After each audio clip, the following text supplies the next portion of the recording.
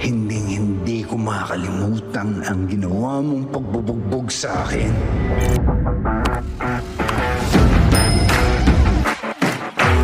Kinausap ni Lucio si Mayor Roberto at pinag-usapan nila ang plano sa paglusob kay Tanggol. Para kay Lucio, may tumutulong at may kakampi si Tanggol kaya malakas ang loob nito at hindi basta-bastang nahuhuli.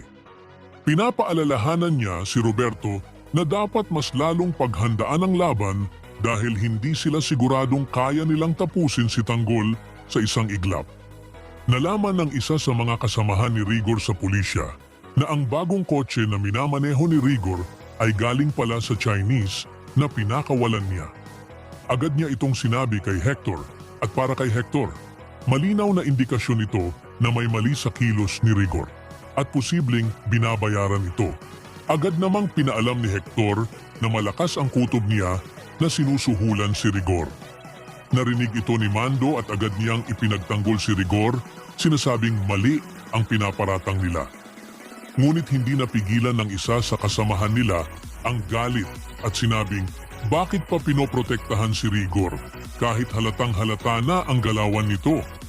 Biglang nag-init ang ulo ni Mando, hinablot ang pulis, sinakal ito at tinakot na huwag magsalita ng masama tungkol kay Rigor. Dinumog ng mga tao ang munisipyo at galit na galit kay Miguelito dahil sa pagkamatay ng 5 pamilya matapos kumain ng pagkain mula sa evacuation center.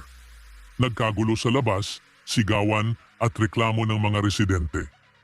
Hindi agad makapagsalita si Miguelito dahil sabay-sabay siyang ini-interview ng media at pinipilit na sagutin ang issue ng food poisoning. Nakialam si Tendeng at sinabi niyang dapat magbigay si Miguelito ng malinaw na statement. Para sa kanya, karapatan ng mga pamilya na malaman ang totoo at kung sino ang dapat managot sa nangyari. Ngunit biglang nagalit si Miguelito at sinigawan si Tendeng, pinaalis ito sa opisina. Mas lalo itong nagpasama sa tingin ng mga tao kay Miguelito na lalo pang nadagdagan ang galit at hinaing laban sa kanya. Lalong tumindi ang tensyon sa magkabilang panig. Sina Lucio at Mayor Roberto ay naghahanda ng paglusob kay Tanggol. Ngunit alam nilang may mga tumutulong dito kaya hindi sila makakilos ng basta-basta. Samantala, unti-unting nabubunyag ang katiwalian ni Rigor matapos malaman ng mga pulis na konektado sa mga Chinese detainee ang bago niyang kotse, dahilan para magkawatak-watak ang tiwala sa mismong hanay nila.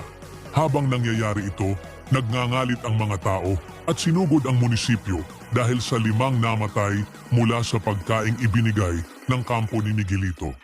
Sa harap ng publiko, hindi makapagpaliwanag si Miguelito at lalo pang nainis ang taumbayan nang sigawan niya si Tendeng na humihingi lang ng katotohanan. Sa kabuuan, sabay-sabay na bumabagsak ang imahe ni Rigor at Miguelito habang mas lumalakas ang panawagan ng tao para sa hustisya at patuloy namang tumatatag ang panig ni Tanggol. Ibahagi ang inyong saloobin sa comments section.